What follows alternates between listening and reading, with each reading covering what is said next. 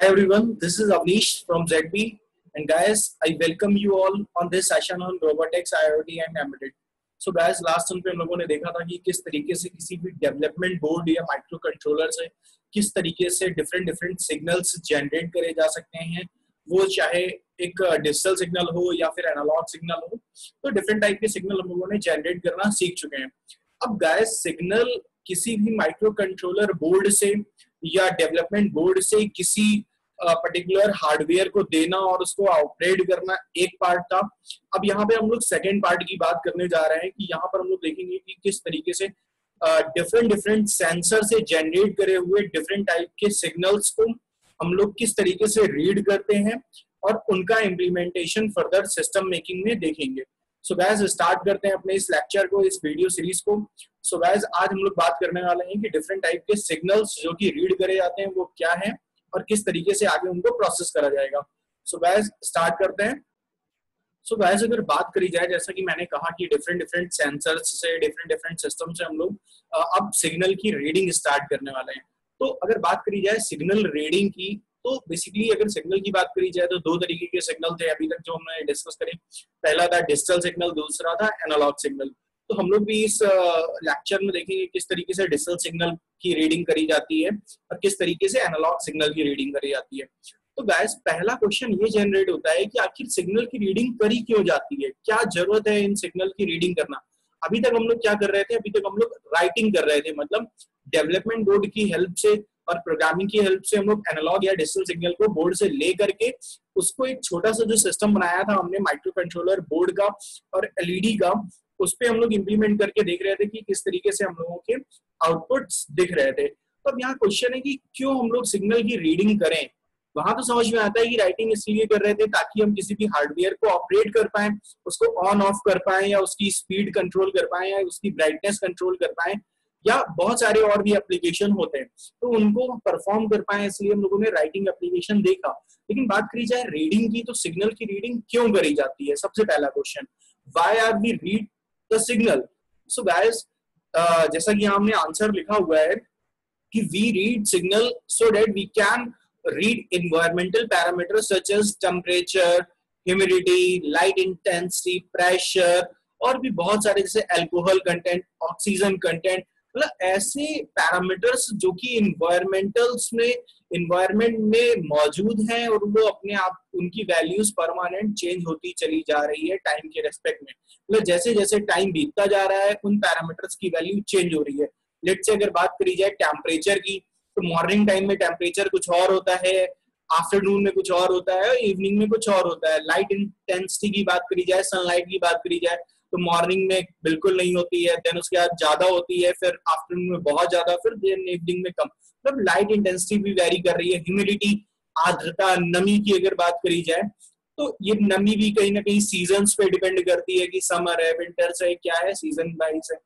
इसी के साथ अगर बात करी जाए प्रेशर की, तो इन्वायरमेंटल प्रेशर कितना है, इन सब पैरामीटर्स, इन्वायरमेंट में यहाँ पर ऑक्सीजन की मात्रा कितनी है, ऑक्सीजन कितनी है, अल्कोहल कितना है, डिफरेंट गैसेस जिस एनवायरमेंट में हम लोग प्रेजेंट है वहाँ पे किस तरीके से गैसेस वहाँ पे प्रेजेंट है। तो इस तरीके के पैरामीटर्स की जब हम लोग बात करते हैं इन्वायरमेंट में, तो जब हम अपने सिस्टम मेकिंग कर रहे होते हैं, रियल टाइम सिस्टम मेकिंग कर रहे होते हैं, अपने रोबोट्स की बात कर रहे होते हैं, अपने ऑटोमेशन सिस्टम की बात कर रहे होते हैं, तो कहीं ना कहीं हमें इन पैरामीटर्स की को ध्यान में रखना होता है कि जो हमने रोबोट बनाया है क्या वो उस टेम्परेचर को बियर कर पा रहा है, या उसको इतनी लाइट इंटेंसिटी की जरूरत तो नहीं है। तो कहीं ना कहीं हमें इन पैरामीटर्स को भी रीड करना पड़ता है, या ये पर्टिकुलर रोबोट इस टेम्परेचर पर ही काम करेगा, या उसकी ह्यूमिडिटी को इतना रीड करेगा, या उसने प्रेशर को मेंटेन करेगा। मतलब डिफरेंट डिफरेंट एप्लीकेशंस परफॉर्म करने हैं जो कि इन्वायरमेंटल पैरामीटर्स के रेस्पेक्ट में है। तो इसका मतलब हमें पहले एनवायरमेंटल पैरामीटर को रीड करना आना चाहिए। तो इसीलिए हम लोग इन इन्वायरमेंटल पैरामीटर जैसे temperature, humidity, light, pressure, alcohol, जितने भी तरीके के एनवायरमेंटल पैरामीटर्स हैं इनको रीड करना सीखेंगे। और कैसे रीड करेंगे, डायरेक्टली तो रीड कर नहीं लेंगे कि टेम्परेचर को पकड़ा एनवायरमेंट से और रीड कर लिया, पढ़ लिया, आंखों से देख लिया। हम लोग अपनी आंखों से या अपने हैंड या अपने सेंसर से तो विजुलाइज करने नहीं वाले हैं। अब जो रीडिंग होने वाली है वो मशीन से होने वाली है, मतलब हमारे हार्डवेयर की हेल्प से होगी। तो हार्डवेयर जब कोई भी चीज आउटपुट में देता है, कम्युनिकेशन करता है किसी भी हार्डवेयर पे, वो सिग्नल के फॉर्म में होता है। इसीलिए हम लोग इन सिग्नल्स की रीडिंग भी स्टार्ट करते हैं। तो बेसिकली सिग्नल दो तरीके के हैं, डिजिटल एनालॉग। तो हम लोग अब देखेंगे किस तरीके से एक डिजिटल सिग्नल को रीड करा जाएगा और किस तरीके से एक एनालॉग सिग्नल को रीड करा जाएगा। कब कौन सा सिग्नल जनरेट होगा, वो डिजिटल होगा, एनालॉग होगा, इसकी हम लोग डिस्कशन बाद में करेंगे। तो स्टार्ट करते हैं। तो अब हमें किस चीज की जरूरत होगी? What we need a signal generator which can generate the analogue as well digital signal, जो डिजिटल सिग्नल भी जनरेट कर पाए और एनालॉग सिग्नल भी जनरेट कर पाए, तभी उन सिग्नल्स को हम लोग रीड करेंगे। तो मतलब कुछ हो कैसा रहा होगा? तो जैसा कि हम लोग यहाँ पे देख पा रहे हैं, हमारे पास एक ऑर्डिनो यूनो बोर्ड होगा, या मेगा या प्रो या कुछ भी एक ऑर्डिनो बोर्ड होगा, या कोई भी डेवलपमेंट बोर्ड होगा, जिसमें हम लोग सिग्नल जनरेटर को लगाएंगे, मतलब कि कनेक्शन करेंगे, और ये सिग्नल जनरेटर क्या कर रहा होगा? सिग्नल को जनरेट कर रहा होगा, और ऑर्डिनो उसको रीड कर रहा होगा। रीड कब करेगा? जब हम इसमें पर्टिकुलर प्रोग्राम डालेंगे रीडिंग का। और यहाँ से सिग्नल जो जनरेट होगा वो कुछ दो तरीके के ही हो सकते हैं, या तो डिजिटल होगा या फिर एनालॉग होगा। मतलब या तो वो डिजिटल, ये जनरेटर है, या तो डिजिटल जनरेट कर रहा होगा या फिर एनालॉग जनरेट कर रहा होगा। इन्हीं डिजिटल और एनालॉग सिग्नल की हम लोग रीडिंग देखेंगे। सो गाइस, आगे मूव करते हैं और देखते हैं कि किस तरीके से सिग्नल जनरेटर काम करता है। तो देखिए, सिग्नल का अगर जनरेट करना है, हमको जनरेशन देखना है, तो ये दो तरीके से होता है। पहला तो ये होता है कि हम सिग्नल्स को, डिजिटल और एनालॉग सिग्नल्स को मैनुअली जनरेट करते हैं। अच्छा, अभी तक क्या हम लोगों ने डिजिटल सिग्नल और एनालॉग सिग्नल जनरेट करा है? हाँ, बिल्कुल करा है, लेकिन हम लोगों ने माइक्रो कंट्रोलर का यूज करके करा है। मतलब हम लोगों ने क्या करा था? एक माइक्रो कंट्रोलर उठाया, बेसिकली हम लोगों ने एक ऑर्डिनो बोर्ड उठाया, उससे डिजिटल राइट हाई और लो करके, या एनालॉग राइट करके हम लोगों ने डिजिटल और एनालॉग सिग्नल जनरेट करे थे। लेकिन अगर बात करी जाए, अगर अब हमें क्या करना है? हमें माइक्रो कंट्रोलर से जनरेट नहीं करना है, हमें माइक्रो कंट्रोलर की हेल्प से इसको रीड करना है। तो जब रीड करना है, तो हमें इसका मतलब हम माइक्रो कंट्रोलर या ऑर्डिनो से सिग्नल जनरेट नहीं कर सकते। हमें क्या करना होगा? हमें किसी और तरीके से सिग्नल जनरेट करना होगा। तो यहाँ बेसिकली दो तरीके होते हैं। ये होता है कि मैनुअली, मतलब मैनुअली कैसे? With the help of electronics component, मतलब रेजिस्टेंस, कैपेसिटेंस, बैटरी, इन सब की हेल्प से हम लोग कुछ ऐसा कर दें, कुछ ऐसा सर्किट बना दे जो कि मेरा एक एनालॉग या डिजिटल सिग्नल जनरेट कर रहा होगा। उसमें पुश बटन भी शामिल है। तो push button, resistance, capacitance, battery, इन सब की हेल्प से कुछ ऐसा सिस्टम बनाया जिससे हम लोग डिजिटल और एनालॉग सिग्नल जनरेट कर दें। और एक बार अगर जनरेट हो गया तो उसको हम लोग एनालॉग, मतलब उस सिग्नल को, पर्टिकुलर सिग्नल को जो कि जनरेट हुआ है, वो डिजिटल या एनालॉग कुछ भी हो सकता है, उसको हम लोग डेवलपमेंट बोर्ड से रीड कर लेंगे। दूसरा तरीका क्या है? अब हर बार जब हम लोग सिस्टम मेकिंग कर रहे होंगे, वहां पर हर बार हम लोग मैनुअली तो सिग्नल जनरेट नहीं करेंगे कि हमने मैनुअली डिजिटल और एनालॉग सिग्नल जनरेट कर दिया। क्यों? क्योंकि मैनुअली जनरेट करके हमें कोई सिस्टम नहीं बनाना है। सिस्टम कैसे बन रहा होता है? जैसे जैसे इन्वायरमेंट में ये पैरामीटर्स बदल रहे होते हैं, जो कि हमने बात करी थी, टेम्परेचर, ह्यूमिडिटी, ये डिफरेंट टाइप के जो पैरामीटर्स थे, तो ये क्या करेंगे? इन पैरामीटर्स को रीड करना है। जब इन पैरामीटर्स को रीड करना है, तो ये रीड कैसे होंगे, मतलब सेंस कैसे होंगे? तो वाया सेंसर्स। मतलब सेंसर क्या करेगा? सेंसर्स, बेसिकली सेंसर्स क्या होते हैं? Sensor which converts environmental parameters data in the form of electrical signal. मतलब सेंसर क्या कर रहे होंगे? सेंसर्स, अगर नीचे आप देख पा रहे हैं, सेंसर जैसे कि क्या करेंगे? Convert environmental parameter data into electrical signal. मतलब temperature, proximity, accelerometer, IR, pressure, light, ultrasonic, smoke, gas, alcohol और भी बहुत सारे, ये क्या कर रहे हैं?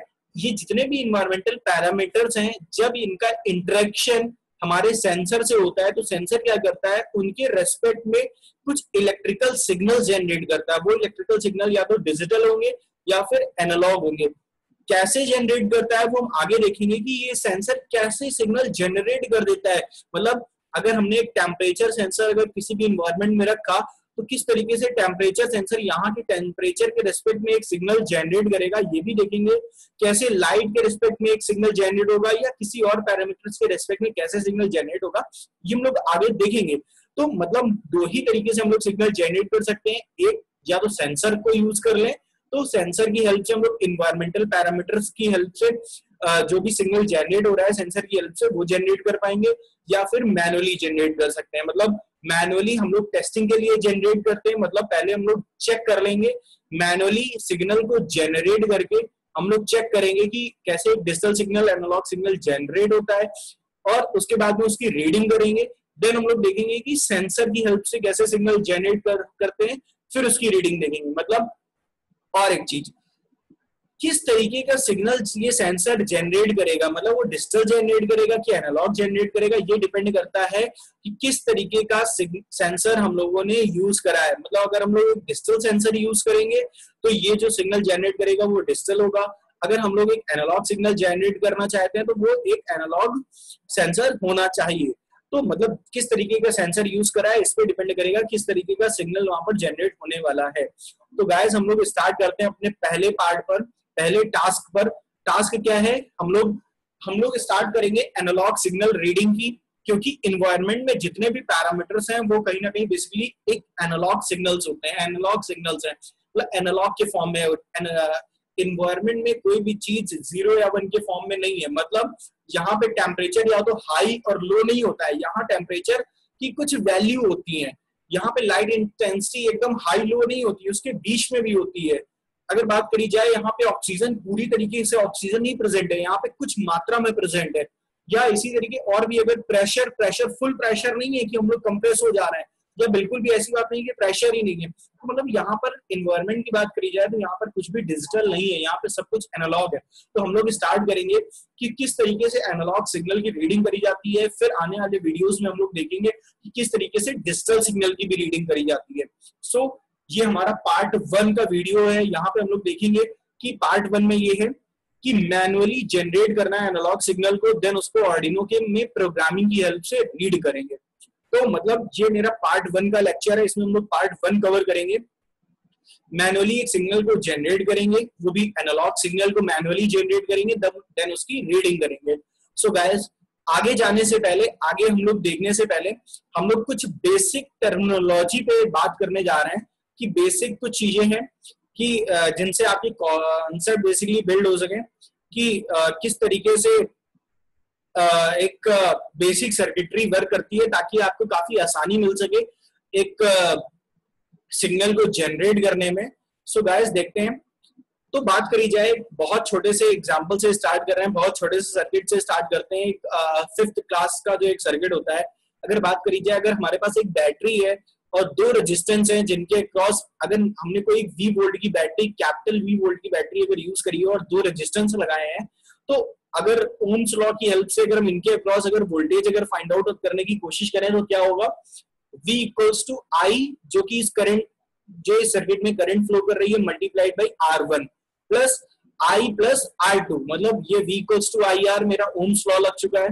देन हमने करंट फाइंड आउट कर ली, करंट को I को कॉमन लिया और एक एक्सप्रेशन फाइंड आउट करी करंट की, I equals to V divided by R1 plus R2। मतलब मुद्दा ये है, उद्देश्य ये है कि हमें V1 V2 फाइंड आउट करना है। मतलब अगर V वोल्ट की बैटरी अगर 2 रेजिस्टेंस के अक्रॉस अप्लाई करी गई है तो R1 के अक्रॉस और R2 के अक्रॉस कितना वोल्टेज होगा, इसको निकालना है, सेपरेटली निकालना है कि V1 कितना होगा, V2 कितना होगा।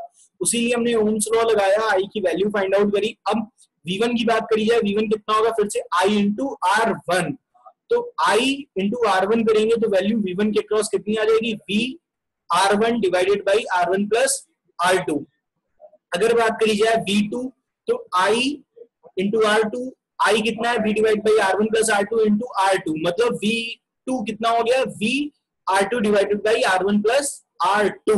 अगर गाइस, अगर इसमें हमने एक थर्ड रेजिस्टेंस भी ऐड करा होता, लेट्स से, तो थर्ड रेजिस्टेंस R3 होता, तो क्या आप इन दोनों एक्सप्रेशन को देख करके बता सकते हैं ये R3 की कितनी वैल्यू होती? तो गाइस देखिए, कहीं ना कहीं V divided by R1 plus R2 current तो पूरे सर्किट में कॉमन होती, लेकिन अब क्योंकि R3 भी बढ़ गया है तो यहाँ पे क्या हो रहा होता है, अगर V3 की अगर बात करी जाए तो वहां पर क्या होता है, V divided by V into R3 और divided by R1 plus R2 plus R3। ठीक है, इस तरीके से हमारा ये पूरा सिग्नल जनरेट, मतलब डिफरेंट डिफरेंट वोल्टेज यहाँ पर जनरेट हो पा रहे होते हैं। सो V1, V2, V3 या V4 जितने भी नंबर ऑफ वोल्टेज, मतलब जितने नंबर ऑफ रेजिस्टेंस यहाँ पे लगे होंगे, उसके रिस्पेक्ट में हम लोग क्या करेंगे, V multiplied by particular resistance divided by total resistance, वाला अगर जितने भी रेजिस्टेंस यूज करें उसको। अब देखिए कहीं ना कहीं ये तो था अभी बच्चों वाला सर्किट जो हम लोग 5th 6th स्टैंडर्ड में देखते चले आए हैं, लेकिन अगर थोड़ा सा इसको मॉडिफाई करा जाए, अगर इंजीनियरिंग की सर्किट डायग्राम के रूप में अगर इसको लिखा जाए तो इंजीनियरिंग बेसिकली कैसे लिखते हैं, लेट्स से आप कंसीडर करिए इस बैटरी को 20 से अगर हम लोग डिवाइड करते हैं और एक पार्ट को हम लोग ले जाते हैं नीचे और एक पार्ट को अगर ले जाते हैं हम लोग ऊपर, तो ये जो सर्किट जो इस तरीके से दिख रहा है उसको इस तरीके से भी ड्रॉ कर सकते हैं। मतलब बात करी जाए R2 ऊपर आ जाएगा, R3 नीचे R2 नीचे आ जाएगा, R1 ऊपर आ जाएगा और R1 से क्या कनेक्ट है पॉजिटिव V और R2 के दूसरे एंड से क्या कनेक्टेड है ग्राउंड। सो अगर बात करी जाए कि अगर इस पॉइंट पे अगर वोल्टेज की अगर बात करी जाए कि यहाँ पर वोल्टेज कितना होने वाला है, मतलब V आउटपुट यहाँ पर कितना होने वाला है, तो V आउटपुट कैलकुलेट करने के लिए हमें क्या करना होगा, तो अगर आप देख कर अगर इसको बता पाए तो कितना होगा, क्योंकि यही है V आउटपुट बेसिकली है क्या, V आउटपुट की अगर बात करी जाए बेसिकली तो V आउटपुट कितना है, V आउटपुट है करंट, इसमें करंट कितनी फ्लो कर रही है V divided by R1 plus R2, ये मेरी करंट हो गई मल्टीप्लाइड बाई कौन सा रेजिस्टेंस R2। यहाँ पे R2 क्यों लिया गया, R1 क्यों नहीं लिया गया, R2 इसलिए लिया गया है क्योंकि जो V आउटपुट है वो बेसिकली देखा जाए वो किसके रिस्पेक्ट में है, जब भी कोई अगर हम लोग बात करी जाए कोई भी वोल्टेज अगर चेक करते हैं किसी भी सर्किट में तो हमारे पास मल्टीमीटर की दो प्रोब्स होती हैं, ठीक है, दो मतलब पॉइंट्स होते हैं, हम लोग एक को ग्राउंड में कनेक्ट करते हैं और दूसरे को कहाँ कनेक्ट करते हैं, दूसरे को जहां का हमें वोल्टेज लेना होता है, तो वोल्टेज जहां का लेना होता है वहां हम लोग कनेक्ट कर देते हैं, तो हमें उसके अक्रॉस का वोल्टेज कैलकुलेट होकर दिख जाता है। सिमिलरली अगर बात करी जाए अगर यहाँ का अगर वोल्टेज V इस पॉइंट पे चाहिए तो हम क्या करेंगे, एक मल्टीमीटर की अगर प्रोब लेंगे और उसको हम एक ग्राउंड पे रखेंगे, दूसरी यहाँ पर रखेंगे, इसके अक्रॉस मतलब R2 के अक्रॉस का हमें वोल्टेज चाहिए और जो R2 के अक्रॉस का वोल्टेज होगा वही मेरा V आउटपुट होगा। तो अब V आउटपुट कितना होगा, V multiplied by R2 divided by R1 plus R2, ठीक है। तो मतलब V आउटपुट बेसिकली अगर इस जगह की बात कर रहे हैं तो वोल्टेज क्या होने वाला है, ये होने वाला है, ठीक है। अब अगर बात करी जाए थोड़ा सा और अगर थोड़ा सा मॉडिफाई करें, अगर बात करें कि अब हम लोग इसमें R1 अगर R2 की वैल्यू चेंज करते हैं तो क्या मेरा यहाँ पे निकलने वाला जो आउटपुट वोल्टेज है क्या उसकी वैल्यू चेंज हो रही है, इसको देखें। क्योंकि हमको करना क्या था, हमको करना था मैनुअली जनरेट करना था एनालॉग सिग्नल, मुद्दा ये था, तो हमने उसके चक्कर में ये सर्किट देखा, इसको इस तरीके से देखा, देन देखा मैनुअली जनरेट करना है एनालॉग सिग्नल। मतलब एनालॉग सिग्नल यहाँ होता क्या है, वोल्टेज डिफरेंट डिफरेंट वोल्टेज मतलब डिफरेंट डिफरेंट टाइम पर डिफरेंट डिफरेंट वोल्टेज अगर हमें मिलने लग गया तो मेरा क्या होगा, एनालॉग सिग्नल के रूप में हम लोग उसको ट्रीट कर लेंगे, उसको प्लॉट करके। तो बात करी जाए अगर हमने यूज करी है V इक्वल्स टू 5 वोल्ट है, अगर मेरा मतलब 5 वोल्ट की बैटरी यूज करी है और इस सिग्नल में अगर हम R2 की वैल्यू अगर हम लोग कर देते हैं R1 की R ही रहने देते हैं और R2 की वैल्यू अगर 0 कर देते हैं, मतलब जैसे हम इसकी वैल्यू 0 कर देंगे मतलब ये डायरेक्टली किससे कनेक्ट हो जाएगा, ग्राउंड से। तो यहाँ पे जो आउटपुट की V आउटपुट की वैल्यू कितनी हो जाएगी, 0 वोल्ट, क्योंकि ग्राउंड से कनेक्ट हो गया डायरेक्टली ये प्रोब। या अगर R2 की वैल्यू अगर आप इस एक्सप्रेशन में अगर 0 रख देंगे तब भी मेरा कितना हो जाएगा, आउटपुट की वैल्यू 0 वोल्ट, ठीक है। सिमिलरली अगर हम लोग बात करें कि अगर हम लोग R1 की वैल्यू 0 रख देते हैं और R2 की वैल्यू R रख देते हैं, R1 की 0 और R2 की R, तो कितना हो जाएगा, जैसे ही R1 0 करेंगे मतलब R1 0 करा, R1 0 हो गया, R2 डिवाइडेड बाई R2 मतलब V output equals to V कितना है 5 वोल्ट, मतलब आउटपुट कितना आने वाला है 5 वोल्ट। या अगर इस सर्किट से देखें अगर हम लोग इसकी वैल्यू 0 कर देंगे मतलब ये डायरेक्टली इससे कनेक्ट हो जाएगा, रेजिस्टेंस 0 मतलब फुल कंडक्शन मतलब कंडक्टिविटी, रेजिस्टेंस 0 मतलब कंडक्टिविटी एकदम टॉप हाई इनफाइनाइट कंडक्टिविटी। तो डायरेक्टली देखा जाए तो ये रेजिस्टेंस मतलब ये एज ए वायर यूज होगा, मतलब रेजिस्टेंस एज ए वायर हो गया, कंडक्टिंग वायर, मतलब ये वाला जो मेरा वायर है वो डायरेक्टली किससे कनेक्ट हो गया 5 वोल्ट से, तो आउटपुट कितना आने वाला है 5 वोल्ट। मतलब अगर डायरेक्टली सर्किट को देखने तब भी 5 वोल्ट आ रहा है, अगर एक्सप्रेशन से कैलकुलेट करें तब भी 5 वोल्ट आ रहा है। कुछ और वेरिएंट अगर करते हैं, लेट से इन दोनों की टोटल वैल्यू लेट से अगर बात करी जाए 3K है, मतलब 3000 ओम है, अगर R1 प्लस R2 की वैल्यू अगर पूरी अगर 3000 ओम है तो इनको दोनों में हम डिस्ट्रीब्यूट करते हैं। V इक्वल्स टू 5 वोल्ट है और R1 इक्वल्स टू हमने 1K रखा and R2 equals to 2K रखा, तो हम लोग जैसे ही इस एक्सप्रेशन में रखते हैं तो V आउटपुट की वैल्यू आती है 1.6 वोल्ट। अगर बात करी जाए R1 और R2 की वैल्यू 1.5K अगर रखते हैं तो वैल्यू आएगी 2.5 वोल्ट। अगर R1 की 2K और R2 की वैल्यू 1K रखेंगे तो आउटपुट वोल्टेज आएगा 3.3 वोल्ट। तो हम लोग देख पा रहे हैं जैसे जैसे हम लोग R1 और R2 की वैल्यू चेंज करते जा रहे हैं तो मेरे आउटपुट वोल्टेज की भी वैल्यू मेरी चेंज होती चली जा रही है। सो कहीं ना कहीं आउटपुट वोल्टेज की वैल्यू चेंज हो रही है, मतलब ये एक एनालॉग वैल्यू है, मतलब डिफरेंट मतलब एक टाइम पर हमने R1 R2 की वैल्यू कुछ और रखी, दूसरे ही टाइम हमने R1 R2 की वैल्यू जैसे ही बदल देंगे तो क्या होगा, वोल्टेज बदल जाएगा। तीसरे टाइम जैसे ही हम R1 R2 की वैल्यू बदलेंगे फिर वोल्टेज बदल जाएगा। यही तो हमें चाहते थे, हम क्या चाहते थे कि एनालॉग सिग्नल जनरेट हो जाए मैनुअली, मतलब उसको हम उस एनालॉग सिग्नल को जनरेट कर पा रहे हैं। तो हम लोग यहाँ पे R1 R2 की वैल्यू बदलते जाएंगे और एक एनालॉग सिग्नल जनरेट होता जाएगा।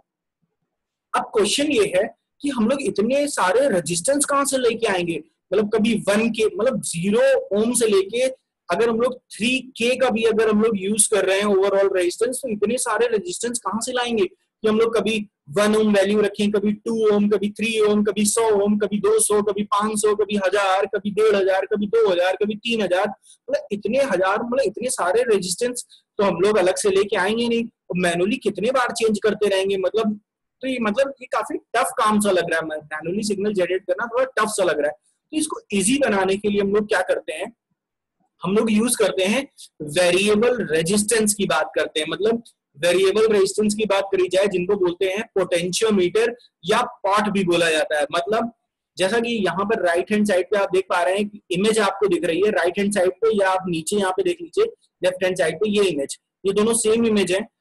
जैसा कि आपने देखा होगा कि एम्पलीफायर्स या कभी जो पहले की टेलीविजन होती थी इन सब में ट्यूनर होते थे, मतलब वॉल्यूम कंट्रोल करने के लिए एक लगा होता था कुछ इस तरीके का उनके अंदर लगा होता था।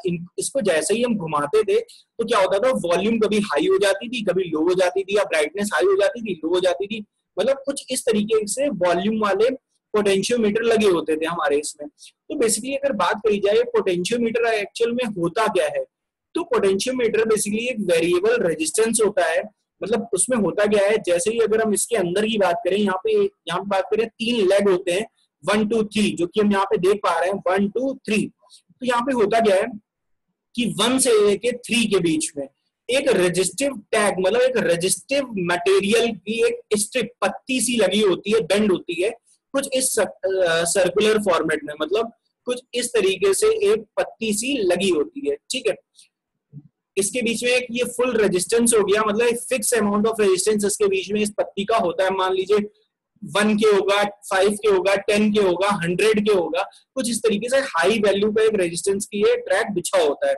फिर क्या होता है, यहाँ पे एक फायदा और होता है कि ये जो नॉब हम लोग ऊपर घुमाते हैं, इससे थर्ड वाली पिन, बीच वाली पिन है मिडिल पिन, ये इससे कनेक्ट होती है बीच वाले राउंड से, और बीच वाले राउंड के ऊपर एक इस तरीके का एक वाइपर लगा होता है, जो यहाँ पे लिखा हुआ है वाइपर। वाइपर क्या होता है, जिस तरीके से हम लोग घरों में वाइपर यूज करते हैं, वो अपने फ्लोर से चिपक के पानी को वाइप करने का काम करता है, मतलब वो अपने फ्लोर से पूरी तरीके से कांटेक्ट बना लेता है। तो सिमिलरली इस रोटरी से हमारा एक वाइपर लगा होता है, जैसे जैसे हम इस रोटरी को घुमाते जाते हैं तो क्या होता जाता है, ये इस ट्रैक के ऊपर मूव करने लगता है। जैसे ही इस ट्रैक से ये मूव करता है, मतलब कभी ये यहाँ पर होगा, कभी ये यहाँ पर होगा, जैसे ही जैसे हम इसको घुमाएंगे। तो एक्चुअल में होता क्या है कि अगर बात करी जाए कि अगर ये वाइपर एक समय पर अगर यहाँ था, फिर यहाँ था, फिर यहाँ पर था, तो एक्चुअल में हो क्या रहा है, जब ये वाइपर किसी पर्टिकुलर पोजीशन यहाँ पर था, तो अगर बात करी जाए यहाँ पे 2 रेजिस्टेंस फॉर्म हो जाते हैं। एक हो जाता है रेजिस्टेंस 1 और 2 के बीच में, जिसे हम लोग R1 बोलते हैं, और दूसरा रेजिस्टेंस फॉर्म हो जाता है जिसे हम R2 बोलते हैं। तो R1 R2 की वैल्यू इस पर डिपेंड करती है, ये नॉब जो हम लोग ये नॉब घुमाते जा रहे हैं इस पर R1 R2 की वैल्यू डिपेंड कर रही है। मतलब जैसे जैसे हम लोग ये नॉब घुमाएंगे वैसे वैसे R1 R2 की वैल्यू चेंज होती जाएगी। अगर ये नॉब अगर मेरी यहाँ पर है तो R1 की वैल्यू बहुत कम, R2 की वैल्यू बहुत ज्यादा। अगर ये नॉब एकदम मिडिल में है तो R1 की वैल्यू R2 की वैल्यू बराबर। अगर ये नॉब मेरी अगर एक टाइम पे यहाँ कहीं आ गई तो R2 की वैल्यू कम, R1 की ज्यादा। मतलब हम लोग देख पा रहे हैं जो अभी हमें वैल्यू कैसे चेंज करनी पड़ रही थी, मैनुअली चेंज करनी पड़ रही थी, अब हम लोग किसकी हेल्प से चेंज कर ले रहे हैं, बस एक पोटेंशियोमीटर यूज करेंगे, मतलब जिसे बोलते हैं वेरिएबल रेजिस्टेंस या पॉट या पोटेंशियोमीटर। इसको मतलब इसको चूज करेंगे और क्या करेंगे, जैसे हम ये ट्रैक घुमाते जाएंगे R1 R2 की वैल्यू अपने आप बदलती जाएगी, और R1 R2 की वैल्यू बदलेगी तो आउटपुट वोल्टेज कैसे बदलेगा, ऐसे। तो हमने क्या कहा था, हमने एक ईंड पे मतलब 1 पर हमने क्या कनेक्ट करा था, अगर बात करी जाए वन पे हमने कनेक्ट करा था 5 वोल्ट, वन पे 5 वोल्ट, और ये अगर नीचे सबसे नीचे ग्राउंड कनेक्ट करा था, तो हमने क्या करा, हमने एक लीड पे हम लोग कनेक्ट करेंगे 5 वोल्ट और सबसे नीचे हमने कनेक्ट कर दिया लास्ट वाली पिन पे ग्राउंड। अब हम लोग जैसे ही अगर बीच वाले पिन पे पोटेंशियल, अगर हम लोग बात करी जाए मल्टीमीटर लेके आते हैं, अगर एक मल्टीमीटर की एक प्रोब ग्राउंड से कनेक्ट करते हैं और दूसरी प्रोब अगर हम लोग कनेक्ट करते हैं सिग्नल वाली पिन से, तो हम लोग देखेंगे जैसे जैसे हम लोग नॉब घुमाएंगे R1 R2 की वैल्यू बदलेगी, और जैसे ही R1 R2 की वैल्यू बदलेगी और हमने V = 5 वोल्ट रखा हुआ है और R1 R2 की वैल्यू बदल रहे हैं, तो हम लोग देखेंगे आउटपुट वोल्टेज मेरा बदलता हुआ नजर आएगा। और आउटपुट वोल्टेज कभी क्या होगा, कभी 0 वोल्ट होगा, कभी 2.5 होगा, कभी 5 होगा, कभी 1.5 होगा, कभी 3.5 होगा, या इसके बीच में 0 से लेके 5 वोल्ट के बीच में वो कुछ भी वैल्यू आउटपुट में दे रहा होगा। सिमिलरली अगर बात करी जाए अगर कि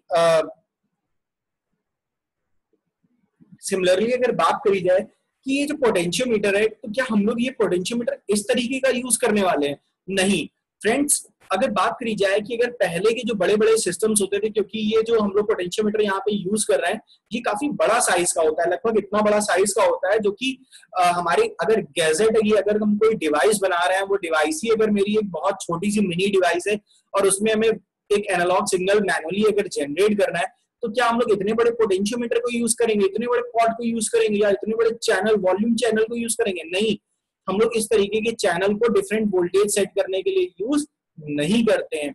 हम लोग क्या यूज करते हैं, जैसा कि आप लेफ्ट साइड पे देख पा रहे हैं, हम लोग यूज करते हैं छोटे छोटे से पोटेंशियोमीटर, ये इन्हीं के सब्स्टिट्यूट होते हैं। ये जो पोटेंशियोमीटर थे बड़े वाले, ये हम लोग इलेक्ट्रिकल, मतलब जब हैवी डिवाइसेस, बड़ी डिवाइसेस बनती थी वहां पर ये यूज करते थे, लेकिन क्योंकि हम लोग डिवाइसेस बहुत छोटी होती जा रही है, तो हम लोग कुछ इस तरीके के पोटेंशियोमीटर यूज करेंगे, छोटे से, जिन्हें पॉड बोलते हैं। ये कुछ इस तरीके से दिखते हैं और ये कुछ इस तरीके से, इनके अंदर भी सेम ट्रैक होता है, इनमें भी 3 लेग होते हैं, 1, 2 एंड मिडिल लेग। मिडिल से हम लोग रीडिंग करेंगे और एक इन दोनों में से किसी भी लेग पर, या तो इस लेग पे 5 दे दीजिए, अगर यहाँ 5 दे रहे हैं तो यहाँ ग्राउंड दे दीजिए, यहाँ 5 दे रहे हैं तो यहाँ ग्राउंड दे दीजिए। मतलब इसका कोई, क्योंकि रेजिस्टेंस जो होता है वो नॉन पोलर होता है, मतलब रेजिस्टेंस में कोई प्लस माइनस पोलैरिटी नहीं होती है, इसीलिए किसी भी लेग पे हम लोग या तो 5 दे दें या तो ग्राउंड दे दें। जिसपे 5 दिया उसके अपोजिट वाले पे ग्राउंड दे देंगे, और बीच वाले लेग से हम लोग सिग्नल जो भी आउटपुट वोल्टेज आ रहा है उसकी रीडिंग कर लेंगे। इतना ही सिंपल है। अब हम लोग क्या करेंगे, तो मतलब ये भी, इसका भी ट्रैक कुछ इस तरीके से होता है। इसी के साथ में मैं कुछ और पोटेंशियोमीटर अगर आपको दिखाना चाहूँ इस तरीके के वीडियोस में, तो देखिए शायद ये आप इसको देख पा रहे हैं, ये पोटेंशियोमीटर मैंने लिया हुआ है हाथ में।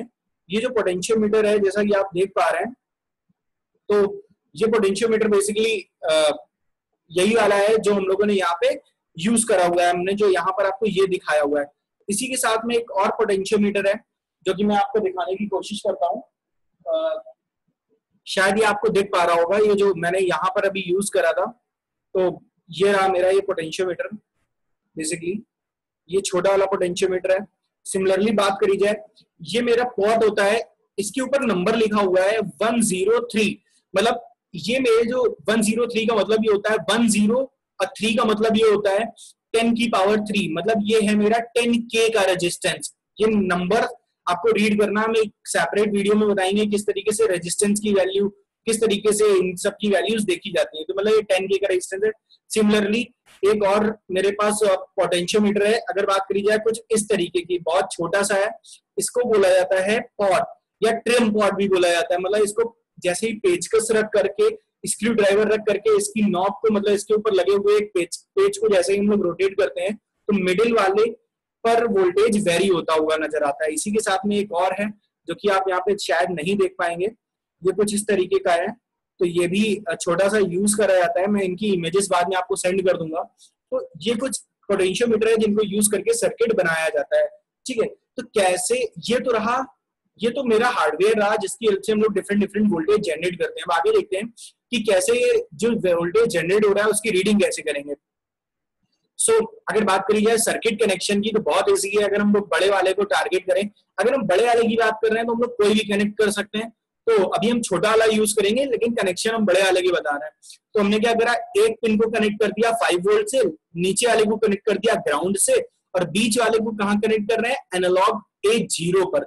हमने कहा था कि एनालॉग वैल्यू अगर रीड करनी है तो हम लोग एनालॉग पिन का यूज करते हैं, अगर एनालॉग राइट करनी थी हम लोग PWM पिन का यूज करते हैं। ठीक है, अभी तक जो हमने बताया था उसका सिंपल मीनिंग सिर्फ इतना ही है। सो अब थोड़ा सा मतलब ये तो रहा मेरा सर्किट कनेक्शन की किस तरीके से इसको कनेक्ट करते हैं। अब थोड़ा सा और आगे चलते हैं, तो थोड़ा सा और आगे देखते हैं कि डेप्थ थोड़ी सी इसमें देखते हैं सर्किट में डेप्थ क्या है। सो गाइस अगर बात करी जाए प्रोग्रामिंग सिंटेक्स की, तो एनालॉग रीडिंग के लिए जो प्रोग्रामिंग सिंटेक्स होता है एनालॉग रीड, उसमें क्या था एनालॉग राइट, किस उसमें दो पैरामीटर थे, एक पिन नंबर था, दूसरा क्या था क्या वैल्यू हम लोग असाइन कर रहे हैं। वो वैल्यू क्या थी 0 से लेके 255 तक, मतलब वो 0 से लेके 255 तक क्या थी, वो डिपेंड कर रही थी कि कितने बिट का PWM टाइमर हमने यूज करा हुआ है एक एनालॉग सिग्नल को जनरेट करने के लिए। अगर आपको ये नहीं पता है तो आप प्रीवियस वीडियो देखिए, मतलब 0 से लेके 255 तक दे रहे थे, 255 5 वोल्ट के करस्पॉन्डिंग था, 0 वोल्ट के करस्पॉन्डिंग था, और क्या था एनालॉग अगर हम लोग थोड़ा सा पीछे जाएं तो बात करें कि हाँ एनालॉग राइट में क्या था 0 वोल्ट या 5 वोल्ट था, 0 to 255, 0 से लेके 5 वोल्ट के बीच में इसकी मैपिंग करी गई थी, 0 से 255, ये था एनालॉग राइट। अगर बात करी जाए एनालॉग रीडिंग की, तो एनालॉग रीडिंग क्या है, एनालॉग रीडिंग की अगर बात करी जाए तो एनालॉग रीडिंग कैसे होती है, हम लोग ये फंक्शन प्रोग्रामिंग में लिखेंगे, एनालॉग रीड को यूज करेंगे और इसके अंदर हम लोगों को सिर्फ एक पैरामीटर देना है, वो क्या है पिन नंबर, किस पिन पे हम लोग रीड कर रहे हैं। तो यहाँ पे पिन नंबर क्या है A0। जब हम लोग ये प्रोग्राम हम लोग अपने CPU में डालेंगे, मतलब अपने ऑडियो पे डालेंगे, तो होगा क्या जैसे ही हम लोग अपने सॉफ्टवेयर में इसको राइट डाउन करेंगे और हम लोग कंपाइल या अपलोड करेंगे तो कंपाइल होगा प्रोग्राम, मतलब ये हाई लेवल लैंग्वेज में लिखा हुआ जो प्रोग्राम है वो मेरा मशीन लैंग्वेज में कन्वर्ट होगा और मेरे CPU में जाके अपलोड हो जाएगा। ठीक है, अब CPU क्या करेगा, CPU पर्टिकुलर या तो डिजिटल पिन का अगर प्रोग्राम लिखा होगा तो वो डिजिटल सिग्नल रीड करेगा, अगर एनालॉग रीड का होगा तो वो एनालॉग पिन मतलब A0 से मेरा एनालॉग सिग्नल जो जनरेट हो रहा है 0 से लेके 5 वोल्ट के बीच वाला उसको रीड करेगा। लेकिन अगर बात करी जाए CPU जो होता है वो मेरा डायरेक्टली एनालॉग वैल्यू रीड नहीं कर सकता। क्यों? क्योंकि CPU क्या है, CPU होता है सेंट्रल प्रोसेसिंग यूनिट, मतलब ये डिजिटल हार्डवेयर है, मतलब ये अपनी जो प्रोसेसिंग है वो डिजिटल में करता है, मतलब बाइनरी फॉर्मेट में करता है। अगर आप इंजीनियरिंग स्टूडेंट है तो आप इसको जान सकते हैं कि जितनी भी ये ट्रांजिस्टर्स हो या मेरे CPUs हो ये सब मेरे डिजिटल होते हैं, ये मेरे डिजिटल में मतलब 0-1 के फॉर्मेट में प्रोसेसिंग करते हैं। मतलब जो हम लोग सिग्नल रीड कर रहे हैं वो तो मेरा एनालॉग सिग्नल है, तो क्या ये एनालॉग सिग्नल डायरेक्टली ये रीड कर सकता है? तो नहीं रीड कर सकता है। ये कैसे रीड करेगा, ये रीड करेगा मतलब पहले ये सिग्नल जाएगा एनालॉग टू डिजिटल कन्वर्टर मतलब ADC में, ADC में जाएगा। ADC क्या करेगा, ये जो भी सिग्नल आ रहा है 0 से लेके 5 वोल्ट में, ये इसको क्या करेगा डिजिटल बिट्स में कन्वर्ट कर देगा, जो कि बिट्स ये CPU इसको समझ पाए। तो ये ADC क्या है, ADC मतलब 0 से लेके 5 वोल्ट के सिग्नल को क्या करेगा कन्वर्ट कर देगा डिजिटल बिट्स में, मतलब 1 और 0 के फॉर्मेट में इसको कन्वर्ट कर देगा।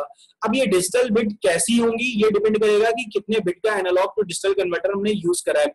तो ऑर्डिनो में हमने 10 बिट का digital to analogue to digital converter use करा गया है। ये हमारे ऊपर डिपेंड नहीं करता है, जिसने ऑर्डिनो बोर्ड बनाया है जिस कंपनी ने, उसने ऑर्डिनो यूनो में 10 बिट का कन्वर्टर यूज कर रखा है। मतलब 10 बिट का मतलब अगर 5 वोल्ट की बात करी जाए तो 10 1 बिट्स होंगी, अगर 0 वोल्ट की बात करी जाए तो 0 0 की 10 बिट्स होंगी, अगर इसके बीच की अगर किसी वोल्टेज की बात करी जाए तो 1 0 0 1 1 0 10 बिट्स होंगी। हाँ, और इसको ये क्या करेगा CPU को देगा, CPU इसको समझ जाएगा और CPU अपने अंदर इसको स्टोर कर लेगा। ठीक है, CPU इसको प्रोसेस कर लेगा और अपने अंदर जो भी इसको करना होगा, जो भी हमने आगे लिख रखा होगा वो उसको इन बिट्स को यूज करके वो अपना काम कर लेगा। मतलब CPU को समझने के लिए एक एनालॉग टू डिजिटल कन्वर्टर चाहिए। लेकिन अगर बात करी जाए, जब हमने बोला था ये है 10 बिट का कन्वर्टर यहाँ पे यूज करा जाए, लेकिन अगर बात करी जाए अगर जब हम लोग यूज कर रहे थे एनालॉग सिग्नल जनरेशन की बात कर रहे थे, उस टाइम पे क्या था, जब हम लोग एनालॉग राइट दे रहे थे तो CPU क्योंकि डिजिटल प्रोसेसिंग करता है, तो मतलब ये डायरेक्टली एनालॉग सिग्नल जनरेट नहीं करता था, तो ये क्या कर रहा था डिजिटल टू एनालॉग कन्वर्टर इसको यूज करना चाहिए था और एक एनालॉग सिग्नल जनरेट करना चाहिए था। लेकिन जिस कंपनी ने ऑर्डिनो यूनो बोर्ड बनाया है उसने digital to analogue converter use नहीं करा है, उसने एनालॉग टू डिजिटल यूज करा है लेकिन डिजिटल टू एनालॉग यूज नहीं करा है। तो मतलब डिजिटल टू एनालॉग यूज नहीं करा, उसने क्या करा था, उसने एक पीडब्ल्यूएम टाइमर यूज करा था और यही पीडब्ल्यूएम टाइमर जो था वो 8 बिट का था।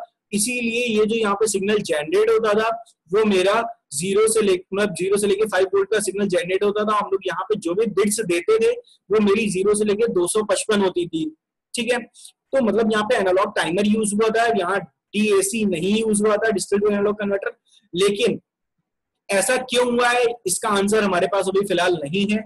आने वाले वीडियोस में कोशिश करेंगे कि हम आपको सर्च करके इसका भी आंसर दे सकें, और आप भी इसका सर्च करने की कोशिश करिएगा कि ऐसा क्यों नहीं है, आखिर डीएसी क्यों नहीं यूज करा है एनालॉग। मतलब एक ऑर्डिनो बनाने वाली कंपनी ने वो डीएसी यूज कर लेती, उसने डीएसी यूज ना करके पीडब्ल्यूएम टाइमर की हेल्प से एनालॉग सिग्नल क्यों जनरेट करा, ये आप सर्च करिएगा। तो बात करी जाए यहाँ पे क्या यूज हो गया है, एडीसी, मतलब 10 बिट का एडीसी यूज हुआ है जिसने क्या करा, 0 से लेके 5 वोल्ट के सिग्नल को कन्वर्ट कर दिया है 111 में या 000 में। अब ये चला गया सीपीयू के अंदर। अब सीपीयू को जो भी हमने आगे कोड लिख रखा होगा उसके अकॉर्डिंग सीपीयू प्रोसेस कर देगा।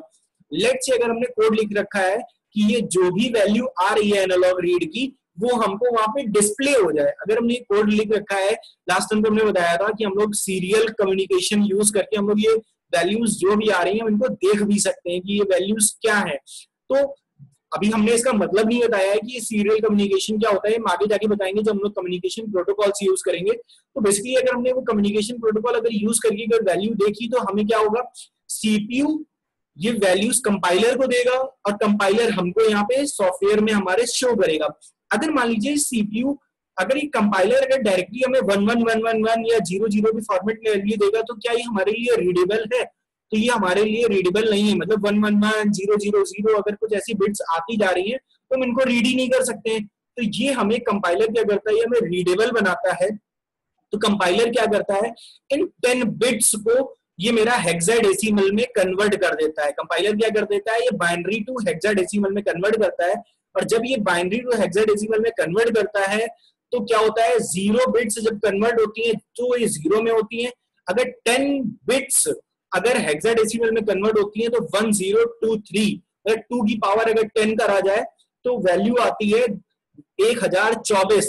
लेकिन 1024 वैल्यूज जनरेट होंगी तो पहली क्या होती है 0 और लास्ट क्या होती है 1023। ये सेम उस पर डिपेंड है पीडब्ल्यूएम वाले कॉन्सेप्ट पे। तो मतलब जो हमें आउटपुट 5 वोल्ट की करस्पॉन्डिंग शो होगा वो होगा 1023 और 0 वोल्ट की करस्पॉन्डिंग शो होगा 0।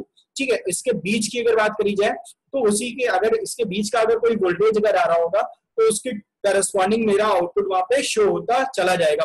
तो अगर बात करी जाए कि क्या हम लोग डायरेक्टली वोल्टेज के फॉर्मेट में वैल्यू नहीं देख सकते कि यहाँ से जो वोल्टेज में आ रही है वो डायरेक्टली हमको वोल्टेज में कन्वर्ट होकर मिल जाए? तो हाँ, हम लोग मैथ्स को यूज करके अपनी मैथ्स की इक्वेशंस को यूज करके हम लोग इसको कन्वर्ट कर सकते हैं वोल्टेज के फॉर्म में।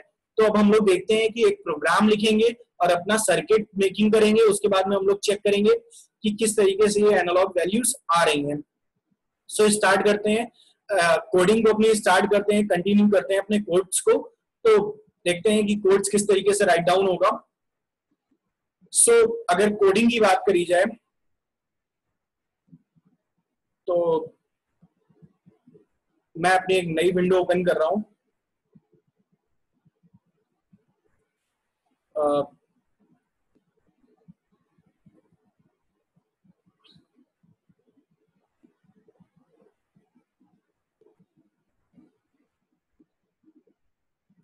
तो आप जैसा कि यहाँ पे शेयरिंग देख पा रहे हैं कि मैंने अपनी विंडो शेयर कर दी है। सो गाइस, अगर बात करी जाए कि हमें एनालॉग रीडिंग कर रही है तो कुछ चीजें आप देखिएगा, यहाँ पे हम कुछ प्रोग्रामिंग की भी चीजें यूज करने वाले हैं। जैसे कि सबसे पहले हमें पिन मोड डिसाइड करना होता है, तो हमने क्या करा, पिन मोड डिसाइड करा, पिन मोड।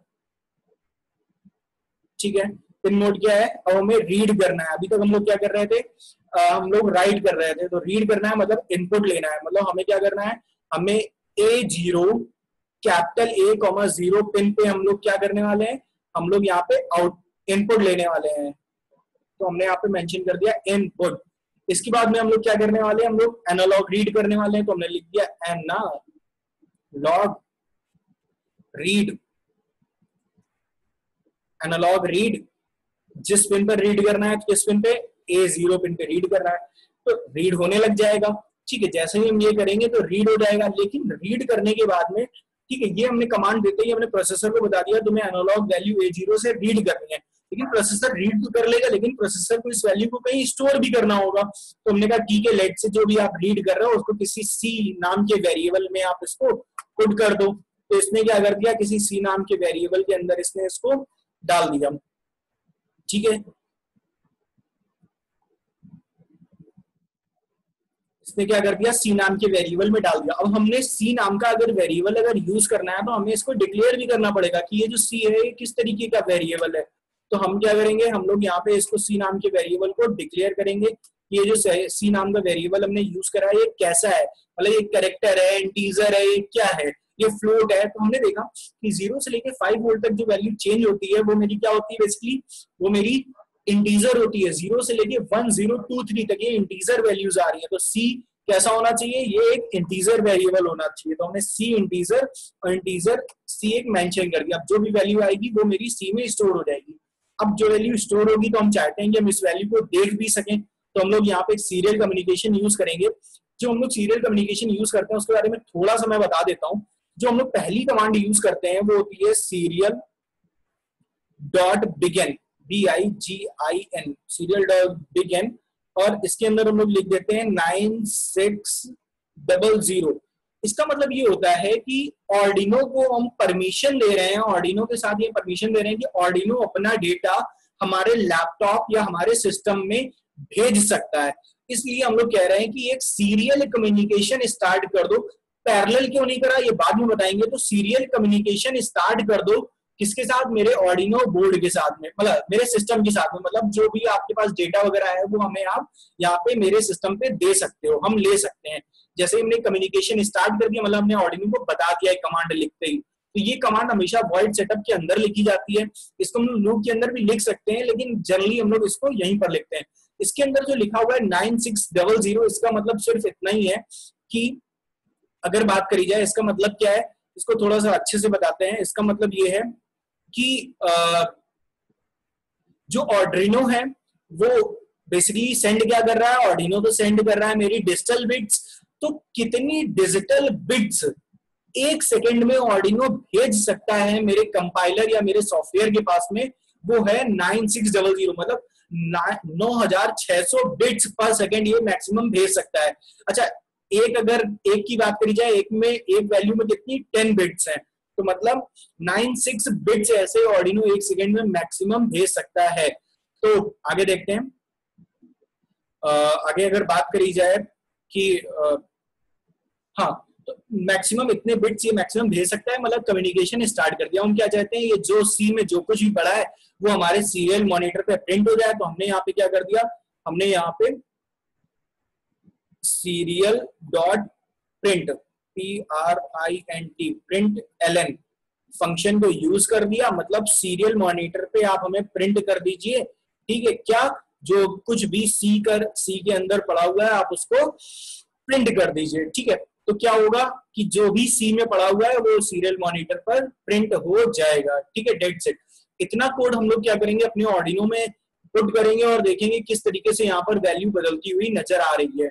सो गाइस, इसको हम लोग सर्किट मेकिंग अब देखते हैं कि किस तरीके से रियल टाइम सर्किट मैं बनाने जा रहा हूँ, और आगे देखते हैं कोड अपलोड करके। सो गाइस, अगर बात करिए, जैसा कि आप यहाँ पे कुछ हार्डवेयर देख पा रहे हैं, मैंने कहा था कि ये पोटेंशियोमीटर भी हमारे पास है जिसके कनेक्शन हम लोग कर सकते हैं, लेकिन ये थोड़ा सा डिफिकल्ट, मतलब थोड़ा सा शोल्डरिंग वगैरह करनी होती है, तो अभी मैं नहीं कर रहा हूँ। साथ में अपने पास ये ट्रिम पॉट भी है, जैसा कि आप ये देख पा रहे हैं, ट्रिम पॉट एक, ठीक है। तो ट्रिम पॉट का भी कनेक्शन हम लोग कर सकते हैं, लेकिन अभी नहीं कर रहा हूँ मैं। सबसे इजी होता है ये छोटा सा पॉट जिसके मैं कनेक्शन करने जा रहा हूँ, और मैं देखूंगा किस तरीके से एक वैल्यू आती है।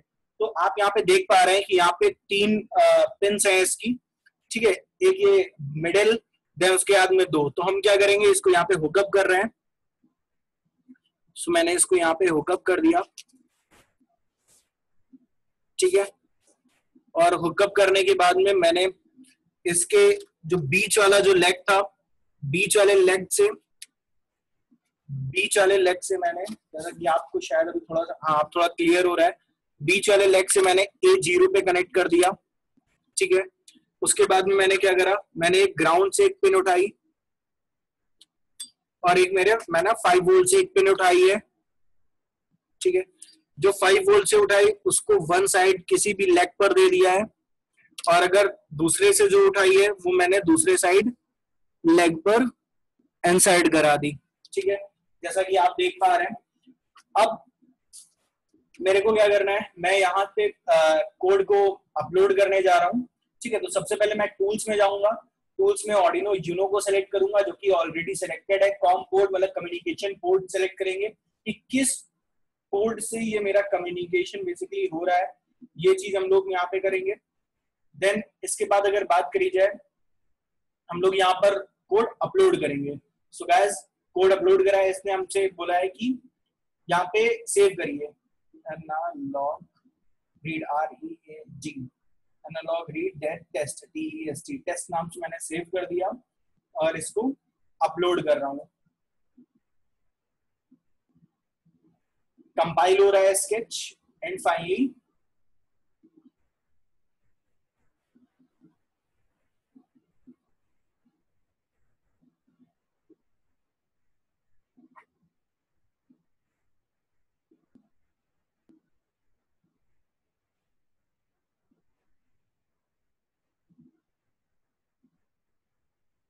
ठीक है,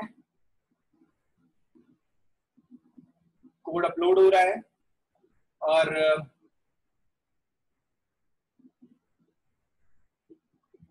काफी टाइम ले रहा है, हालांकि इसको इतना टाइम लेना नहीं चाहिए, बहुत छोटा सा कोड है, इसको तुरंत हो जाना चाहिए। ये शायद मेरे सिस्टम की स्पीड स्लो होने के कारण ऐसा हो रहा है, तो मैं इसको फिर से अपलोड करता हूँ और एक एरर जनरेट हो गई क्योंकि पहला वाला अपलोड नहीं हो पाया था। मैं इसको फिर से निकाल करके दोबारा से लगा रहा हूँ और फिर से अपलोड करने की कोशिश कर रहा हूँ। मैंने फिर से इंसर्ट कर दिया है और फिर से कोड को अपलोड कर दिया, ठीक है।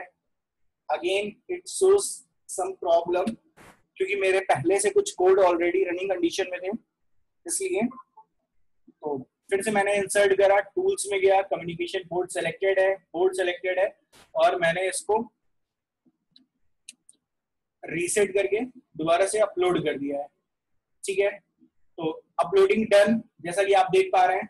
उसके बाद में मैं यहाँ पर एक सीरियल मॉनिटर ऑन कर रहा हूँ, जिस सीरियल मॉनिटर पे हम लोग देखेंगे किस तरीके से वैल्यूज आती जा रही हैं। तो हम लोग देखेंगे कि अपने स्क्रू ड्राइवर की हेल्प से हम लोग यहाँ पे वैल्यूज चेंज करने की कोशिश करेंगे और देखेंगे क्या यहाँ पर वैल्यू चेंज हो रही है।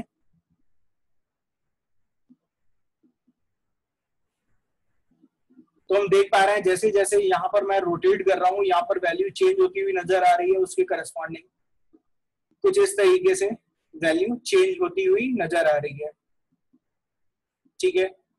सो आप समझ पा रहे हैं कि ये क्या हो रहा है।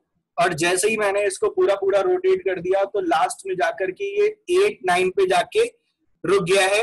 ये पूरी ये 8-9-0 के 1-0 तक ये वैल्यू यहाँ पे दे पा रहा है, ठीक है। तो जहां पर भी ये बीच में रुका हुआ है वहां की ये वैल्यू देता जा रहा है। तो इस तरीके से हम देख पा रहे हैं कि कैसे हमने डिफरेंट वोल्टेज जनरेट करके यहाँ पर एक एनालॉग वैल्यू यहाँ पर हम लोग उसके करस्पॉन्डिंग जो जनरेट हो रही है उसको हम लोग यहाँ पर देख पा रहे हैं।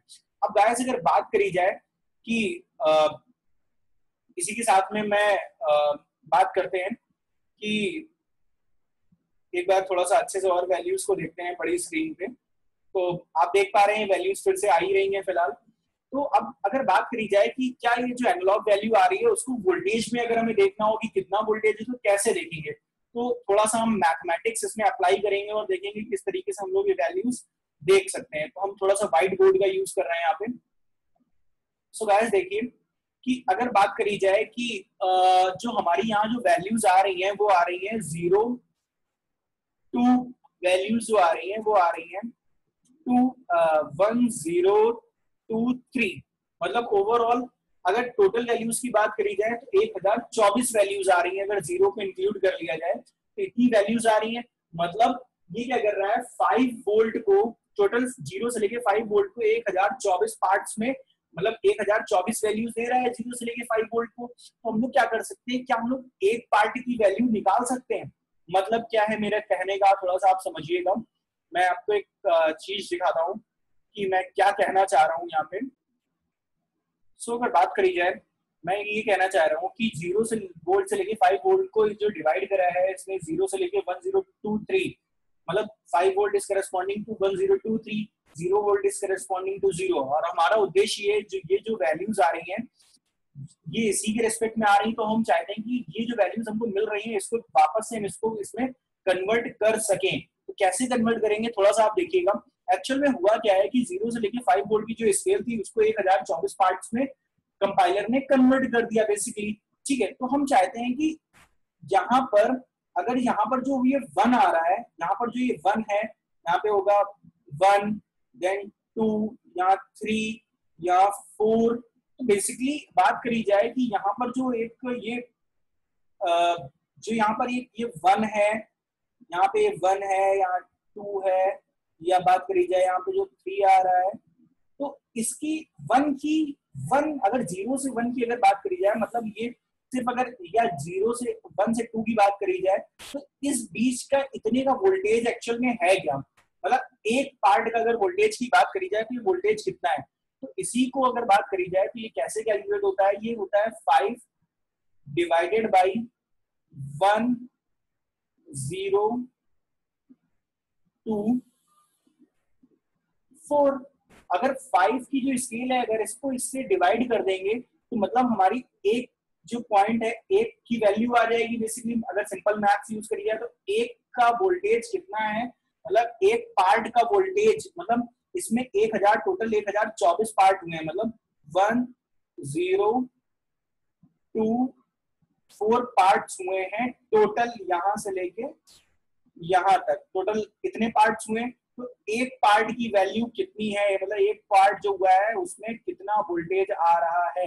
ये वोल्टेज वही होगा जब हम लोग यहाँ पर 1 दे रहे हैं तो उतना वोल्टेज यहाँ पर रीड हो रहा होगा। ठीक है, जब हम लोग आउटपुट में 1 देख पा रहे हैं यहाँ पे, तो यहाँ पे उतना ही वोल्टेज यहाँ पे रीड हो रहा होगा। तो ये कितना होगा 5 डिवाइडेड बाई 1024, मतलब जब 1024 से डिवाइड करेंगे तो एक पार्ट की एक छोटा सा जो पार्ट है जिसकी वैल्यू यहाँ पे 1 शो हो रही है उसका वोल्टेज पता चल जाएगा। मतलब अगर बात करी जाए 5 को अगर डिवाइड करा जाए 5 डिवाइडेड बाई अगर चेक करा जाए, कैलकुलेटर में यूज कर रहा हूँ, 5 डिवाइडेड बाई अगर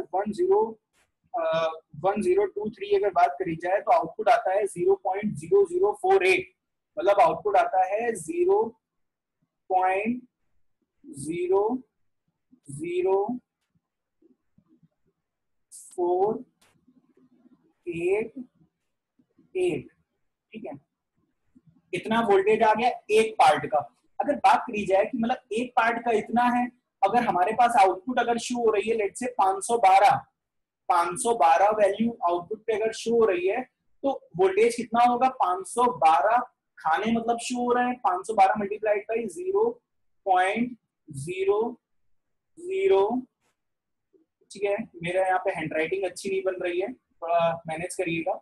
004 एंड 8 और 8 जब हम लोग इसको इससे मल्टीप्लाई करते हैं तो हम लोग देखेंगे कि आएगा लगभग 2.49 या 48 के अप्रॉक्स मेरी वैल्यू दे रहा होगा। ठीक है, तो मतलब बात करी जाए कि 0.49 मतलब 2.5 वोल्ट के अप्रॉक्स मेरी वैल्यू, मतलब जब हम 512 यहाँ पे रीड कर पा रहे हैं तो आउटपुट वैल्यू मतलब वहां पे कितनी मतलब रीडिंग हो रही होगी, मतलब जब वहां पर 2.5 वोल्ट आ रहा होगा तब यहाँ पर मेरी वैल्यू कितनी शो होनी चाहिए 512। तो हम लोग देख पा रहे हैं कि 512 को अगर हम लोग इससे मल्टीप्लाई कर रहे हैं तो मेरी आउटपुट वोल्टेज हमें यहाँ पे मिल पा रहा है। थोड़ा रिवर्स है, मेरी बात को रिपीट करके सुनिएगा कि मैं यहाँ पर क्या बोल गया एक्चुअली। तो अगर बात करी जाए अगर हम मैथमेटिक्स अगर यहाँ पे अगर शो करके अगर यूज करनी है तो मैं अपनी कोडिंग में फिर से जा रहा हूँ। तो कोडिंग में अगर बात करी जाए अगर हमें वैल्यू जो चाहिए सी के फॉर्मेट में ना चाहिए, हमें वोल्टेज के फॉर्मेट में चाहिए, तो हम लोग क्या कर रहे हैं यहाँ पे हम लोग कन्वर्ट कर रहे हैं V इक्वल्स टू, मतलब C में जो भी पड़ा हुआ है मल्टीप्लाई कर दो, कितने से मल्टीप्लाई कर दो इसको 0.00488 से मल्टीप्लाई करो और जो कुछ भी आ रहा है उसको यहाँ पे प्रिंट करो, मतलब V को डायरेक्टली यहाँ पे प्रिंट करो। ठीक है, तो और इसी के साथ में इसको मैं थोड़ा सा अच्छा बना लूं तो मैं क्या कर रहा हूँ यहाँ पे एक पीरियड डॉट प्रिंट एलएन और यूज कर रहा हूँ। यहाँ पे वोल्टेज की मतलब V नाम के वेरिएबल में जो भी वैल्यू पड़ी है वो शो होगा, और यहाँ पे क्या शो करना चाहता हूँ कि मैं यहाँ पर एक वोल्टेज का एक सिंबल V यहाँ पे शो करना चाहता हूँ, क्योंकि ये मैं अपनी तरफ से दे रहा हूँ V, और ये एक स्ट्रिंग है इसीलिए मैंने इसको डबल कोट्स में लिखा है। और ln का मतलब होता है नई लाइन, तो मतलब मैं नई लाइन कहाँ से स्टार्ट करना चाहता हूँ, पहली लाइन में मैं V की वैल्यू भी प्रिंट कराना चाहता हूँ, उसी के जस्ट बगल में मैं इसको भी, तो मैं यहाँ से न्यू लाइन ln हटा दिया मैंने, ताकि ये अगल बगल दोनों शो हो, और ln यहाँ पे लगा दिया ताकि नई वैल्यू जब आए तो वो नई लाइन से शो हो। तो देखते हैं क्या है एक्चुअली, और फिर से मैं अपलोड करता हूँ कोड को। मैंने फिर से कोड को अपलोड कर दिया है, तो यहाँ पे ये कुछ एरर बता रहा है कि यहाँ पे कुछ एरर है, कि ये कह रहा है कि हमने V को डिक्लेयर नहीं करा है। तो V को डिक्लेयर नहीं करा है तो ऊपर डिक्लेयर कर देते हैं इंट।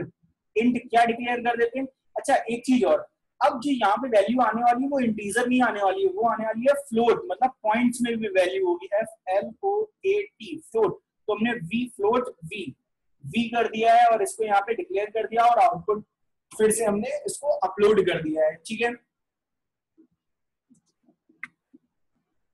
जैसे ही अपलोड कर दिया और मैंने यहाँ पे फिर से अपना देखा, तो हम देख पा रहे हैं कि आउटपुट वोल्टेज कितना वहां पे रीड हो रहा है, वो 2.1 के लगभग कुछ रीड हो रहा है। हम यहाँ पे वोल्टेज बदलते जा रहे हैं और हम देखेंगे कि क्या वहां पर वैल्यू चेंज हो रही है, बिल्कुल वैल्यू बढ़ रही है और बढ़ रही है, और लगभग जब हमने फुल कर दिया है तो 5 वोल्ट ना आकर के, क्योंकि थोड़ी तो एरर होती है, तो 4.99 वैल्यू वहां पर आउटपुट पे आ पा रही है। अगर इसको अपोजिट कर रहा है तो वैल्यू डाउन हो रही है, और डाउन होते होते होते होते होते ये बिल्कुल जीरो, लगभग 0 वोल्ट, मतलब ग्राउंड मेरी आउटपुट पे वोल्टेज मेरा आ चुका है। तो इस तरीके से हम लोग देख पा रहे हैं कि एनालॉग वैल्यू रीड कर पा रहे हैं। और सो गाइस, हम लोगों ने देखा कि हम लोग एक एनालॉग वैल्यू मैनुअली जनरेट करके हम लोग उसको रीड करना सीख चुके हैं, कि प्रोग्रामिंग में किस तरीके से उसको रीड कर पा रहे हैं, कैसे एनालॉग सिग्नल पोटेंशियोमीटर की हेल्प से हम लोग रेजिस्टेंस को वेरी करके हम लोग वहां पे जनरेट कर रहे थे एनालॉग वैल्यू, और उसको वहां पे वोल्टेज के फॉर्मेट में रीड कर रहे थे।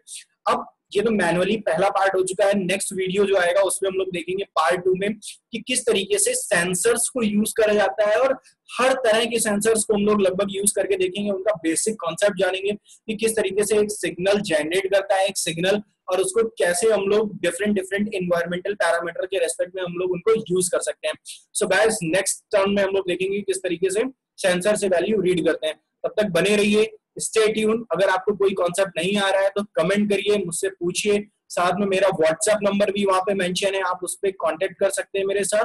तब तक आप स्टे ट्यून, हैप्पी कोडिंग। आप कोडिंग करते रहिए, आप चीजें प्रैक्टिस करते रहिए, आप चीजें पढ़ते रहिए। अगर आपको कोई सजेशन चाहिए तो आप मेरे को व्हाट्सएप पे कांटेक्ट करिए। सो थैंक यू गाइस, और कोडिंग करते